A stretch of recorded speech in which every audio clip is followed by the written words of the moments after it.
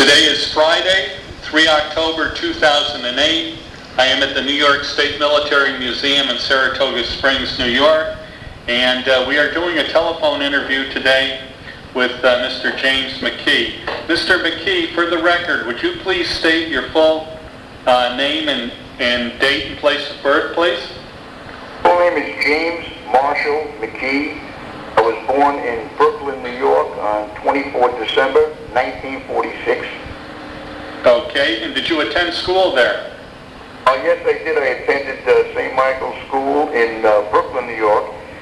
Acted out of high school in Manhattan. Okay, and you graduated from high school? Yes, I did. Okay, and did you go on to college at that point? Yes, I did, briefly, until the Marine Corps needed me. Okay, now were you drafted or did you enlist? I received a draft notice, and I went down and had my draft physical, and it was kind of like, well, I enlist or I get drafted, so I used the choice there, and I enlisted in the Marine Corps. Okay, and why did you pick the Marine Corps? I didn't know much about the Marine Corps. The rest of the services I knew a lot about. I didn't really appreciate the idea of floating around at sea. Army, well, I just thought that Army is the Army, and the Air Force, I actually had a nomination to the Air Force Academy, but then made second thoughts about that. Vietnam really hadn't kicked in yet, so Marine Corps to me seemed like it was a challenge, and at that time of my life, and juncture of my life, I thought that I needed a challenge. Okay, and so you went to Parris Island for basic training? I did. And that was in January of '66? Right. And what was that like? That was, really, down and talk about it, that was pretty brutal, but yet they challenge you every day, 24 hours a day. It didn't stop. Again, it was pretty brutal. Okay. That's about it now. They were preparing you for something that was going to be very brutal, and that's combat. Okay. And was that your first time away from home? Yes, it was. I spent some time away from home when I was taking the test for the appointment for the Air Force Academy. Okay. All right. And once you completed your basic training, where did you go from there? I moved on to Infantry Training Regiment, or ITR, in Camp Lejeune, and I was there for about a month or a month and a half. Then I came back and I was sent out to California. My basic MOS was 0141, which is Clarke. Okay. Out to Camp Pendleton to go to admin school. Okay. And how long was the admin school? Admin school lasted about 4 weeks. Then I was sent out to my first duty assignment at Marine Corps Air Station, Yuma, Arizona. Okay. And what was it like in Yuma? Hot, very hot. I only stayed there briefly for about 3 months, and I was transferred to Hawaii, and I was signed with the Force Adjutant's Office, directly under 3-star General, the Fleet Marine Force of the Pacific's commanding General Clarke. Okay. And what did your everyday duties consist of? Consisted of a lot of things. Checking out the Marines that kind of got lost. You know, it was people that wanted to get a hold of them in the mail. You know, people that they owed bills to. I had to prepare slides, in general, for his daily, not daily, but weekly briefing. Generally running things, adjutant, and the different sections of the... Okay. And what rank were you at that point? At that time I was a corporal, and I would say I was there for 9 months, and I got a little tired of that, so using my knowledge of the administrative section of Marine Corps, I was putting administrative action forms in, and I requested a change of my MOS. Okay. And what did you pick? I picked the infantry. The MOS would be, for the Marine Corps, would be 0311. Doing that, I also requested assignment to Force Reconnaissance Company. Okay. And you ended up in Force Reconnaissance. Yes, I did. What kind of additional training did you undergo? Well, I got to Force Recon Company in late April of 1967. I went through parachute training. training in Georgia. And I came back and I went to a school called Amphibious Reconnaissance, and that's where they train us. We do a lot of work as submarines in preparing the beach and general reconnaissance of the beach before an amphibious landing.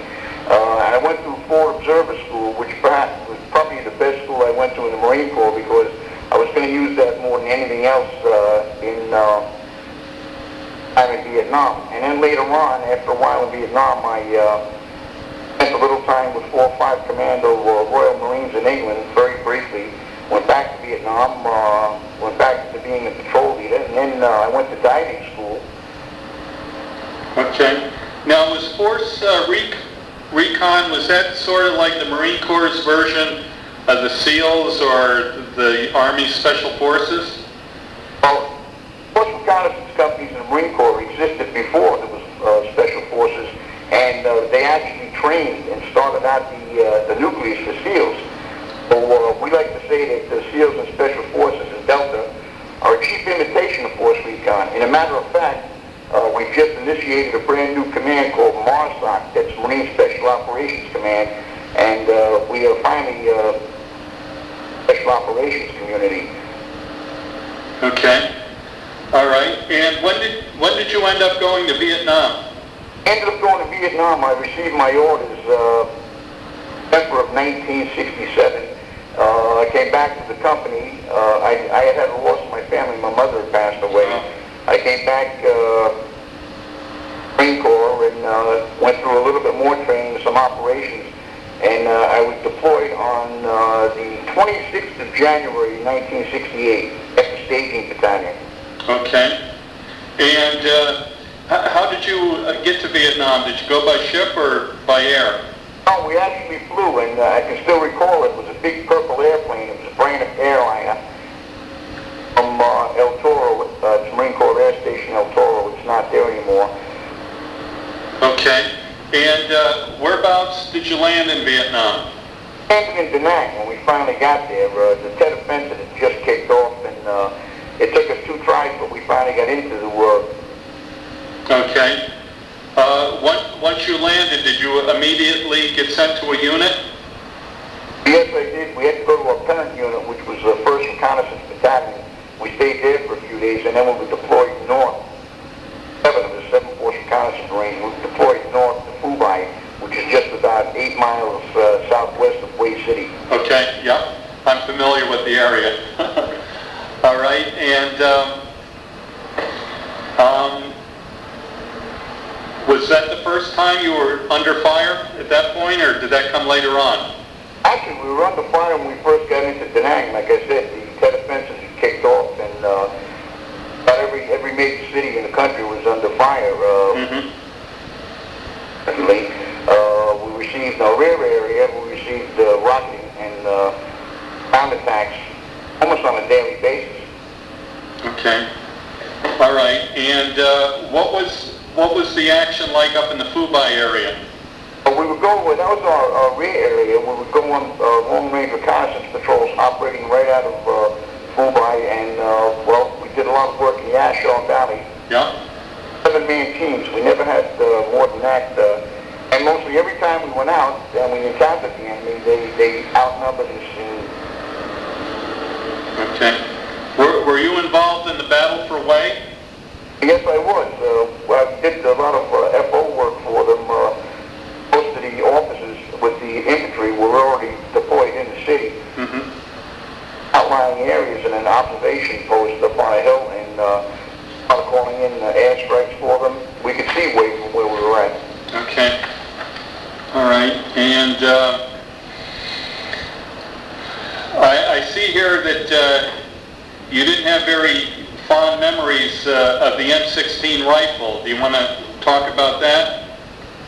No, I did not like the M16 rifle, and matter of fact, I opted to carry something else. Matter of fact, I would have carried the enemy's rifle if I could, because it worked. I had a bad situation when I first took my first team out as team leader.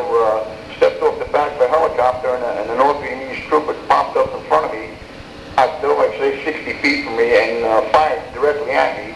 And I don't know if it hit the end of my M16. All I know is the M16 didn't fire. I was was all bent back. I had some pieces stuck in the from the handguard, but the weapon, I pulled that trigger, it didn't work. Oh. And did somebody else take care of the enemy soldier? Oh, somebody else was right behind me. He was the primary radio operator, and he pulled me back in the helicopter, and the next thing I know, I was hanging in midair, and thanks to him, I'm still alive. Okay. Did you switch over to the M14? No, I didn't. I went to a version of what they call now the M4.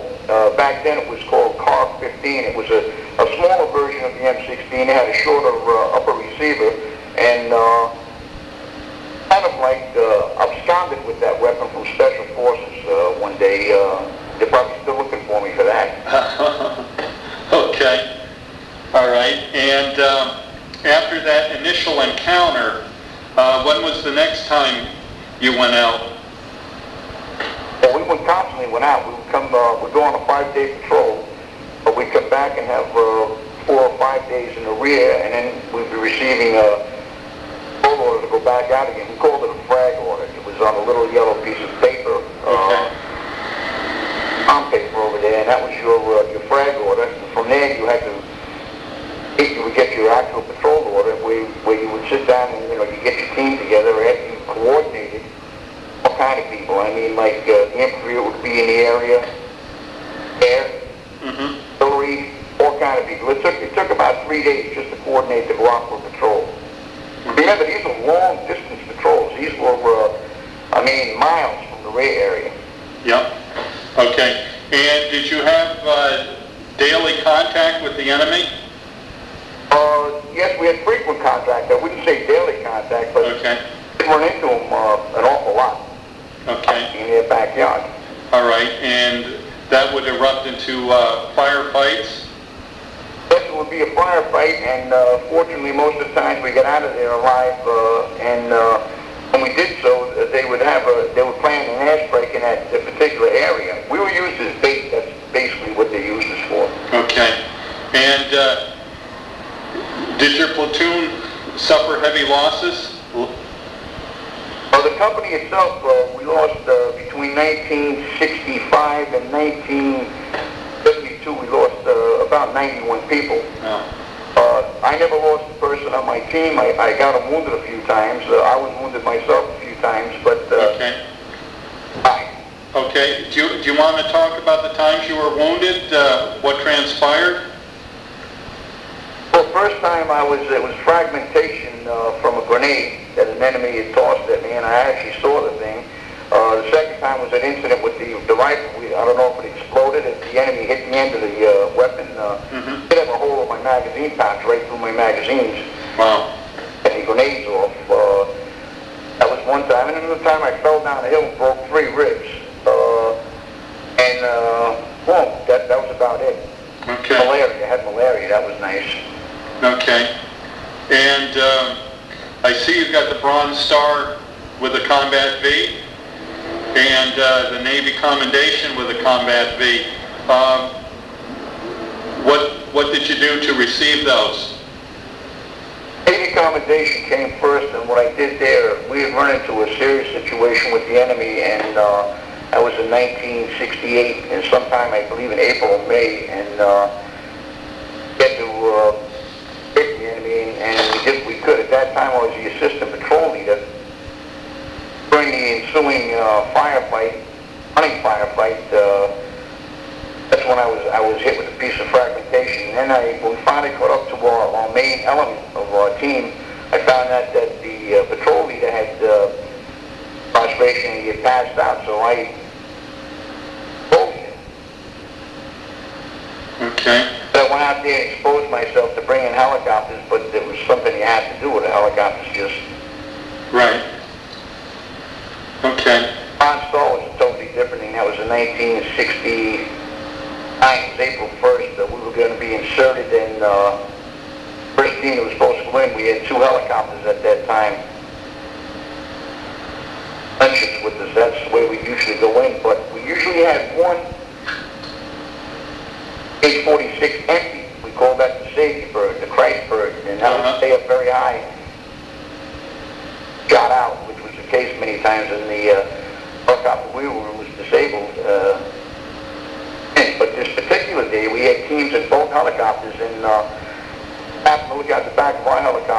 I said, "Listen, your helicopter." And a chopper and gunships, and the chopper was down in the valley, and it had been broken in two. So we went down there, recovered, and everybody was a casualty.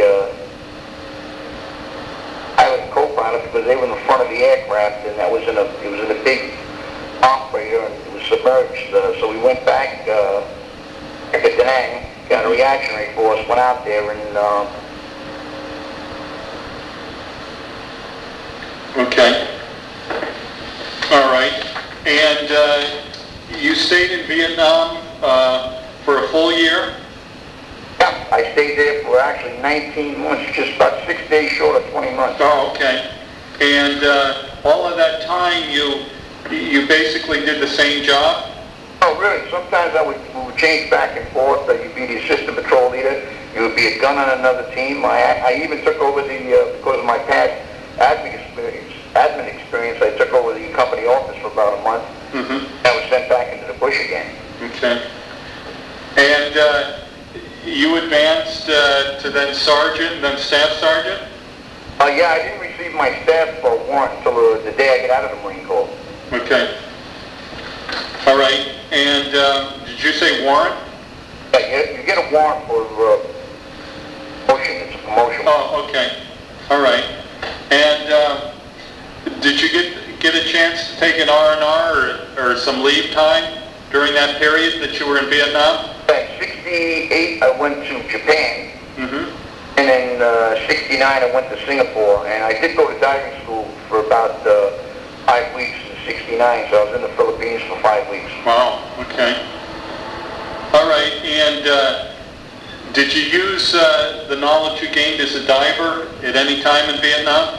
Yes, I did, and oddly enough, I was doing actual combat dives on bridges along the Highway 1, we called it, inspecting bridge pilings. I hadn't even gone to diving school yet. Uh-huh. Have time to send everybody to schools. Yeah. Was that a dangerous job? I mean, did you ever run into any kind of booby traps or anything doing that? I never found any booby traps. It was pretty hazardous because of the currents in the rivers. You were down around piles, had a tremendous amount of barbed wire wrapped around them, and basically we were down there trying to look and see if the enemy had floated up any charges up under those bridges.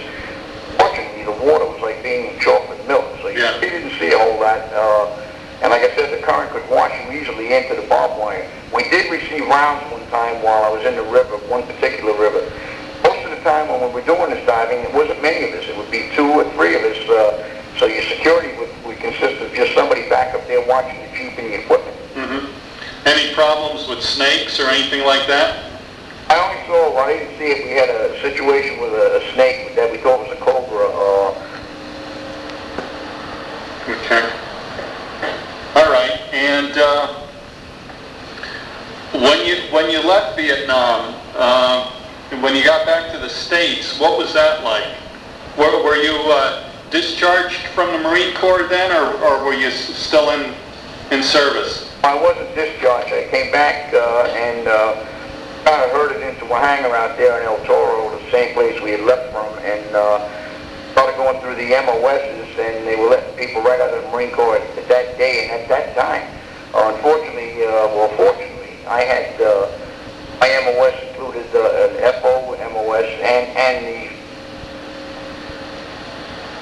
Okay. So they kept you in for a while? Yes, they did. Okay. All right. When you got back home, it says coming home it was very indifferent homeland. Did you run into any kind of war protests or anything like that? No, I didn't run into. Everybody's always talking about somebody spitting on them in the airport. Now that would have been to that person's demise if it had happened to me. I didn't see anything like that. But when I got home, there definitely was a different atmosphere in this country, and even in my own neighborhood, I didn't feel welcome. Mm-hmm. Back to California, I was stationed. Very rarely left the base because frowned upon for some reason. So actually, basically, I tell people my war didn't start until I got back home. Uh-huh. Okay, and where were you based once you got back home? I was stationed at the Naval Amphibious Base in Coronado, California. Okay. All right. And what did you do there? Were you like an instructor? Yes, I was an instructor for the Amphibious Recon course, same course that I attended back in 1967. Okay. And did you do that until you were discharged? I did. Okay. And you decided not to make the Marine Corps a career? Right. Okay. And once you were discharged, what did you do after that? Did you go back to school, or did you gain employment? Well, I was out of the Marine Corps for about 2 days, and immediately I sought employment, and fortunately one of the traits that they taught me in the Marine Corps, diving, sustained me for a while. Okay. Didn't want to go back to school because that would have been probably the worst place you could have put me, because the students, as far as I'm concerned, not help us at all when we were in Vietnam. Okay. All right. And did you join any veterans organizations? Well, I had been in a few places while I was working as a diver, like in Nebraska, and found I was turned away from the American Legion and FW. Really? Yeah. And this was really strange, because that was the heartland of America. I thought that if anything, they would have welcomed us with open arms. They did not. Okay. Did you stay in contact with anyone you were in the service with? At times, no. Okay. I feel like everybody was just went under a rock and just couldn't hear anything anymore. Okay. And how do you think your time in the service changed or affected your life? It gave me a tremendous lack of respect for any kind of authority, especially our political system. Okay. All right. And I meant to ask you, when you were in Vietnam, how far north did you serve? I know you were in the Oshawa Valley, but were you up around Quang Tri or the Rock Pile, or? No, I never got up that far. We went as far as the Ashore, northwise, but we certainly went west pretty far, and I would say probably in the layouts maybe several times. Okay. All right. And you did contract malaria while you were there? Yes, I did. Okay. And were you hospitalized at all for that? Well, yes, I was for about 30 days. Okay. All right. And while you were over there, did you get to see any kind of USO shows, or Bob Hope, or anyone like that? You get to see Bob Hope from a distance of about 1.5 miles. We stayed up on the top of a hill there, looking back down at Freedom Hill. Did have, I wouldn't say regular, or on a regular basis, but every once in a while there was a USO troop that would come through the battalion area. Okay. All right. Well, I think that about covers it. Is there anything else you'd like to touch on? Yeah, I certainly would. I live in Massachusetts now, and one of our state senators is Senator Carey, John Carey. Yeah. This is not a political announcement, but when he, back there, I believe it was 1973, when he testified before the Senate, he did not help the Vietnam veteran out in any way, sense, or shape. I don't know what he thought he was doing, but I don't know who appointed him our spokesperson. I would definitely like someday to sit down and debate him, and I'd like to ask him a few questions. Sorry of us didn't come from the background he came from. One thing that really irks me, I've got more time in hospitals in Vietnam than he had in country. I'd like to know where he got all his decorations from. Yeah. Doesn't add up. And I'd like to see his record. I would match my record to his any day. I want to see him come forth and, explain to me why he thought he was our spokesperson. Yeah. Well, I think he was politically motivated. Big time. Yeah. Okay, anything else you'd like to say? I'm very active in veterans organizations now. Have a turnaround. I believe that's because the Vietnam veterans started taking over the associations, like the American Legion, VFW, and DAV. DAV, incidentally, does a tremendous amount of work for the veterans. The reason I got involved back in veterans, Persian Gulf War, I didn't want thing we did. Mm-hmm. Right now, I'm the executive director of the Force Reconnaissance Association, Corps, and people that I was in contact with when I first came back, I'm in serious contact with now. I mean, we talk on a daily basis. Okay. All right. Anything else? Well, that's about it. Okay. Well, thank you very much for your interview. I'm going to stop the machine for a second here. Hey.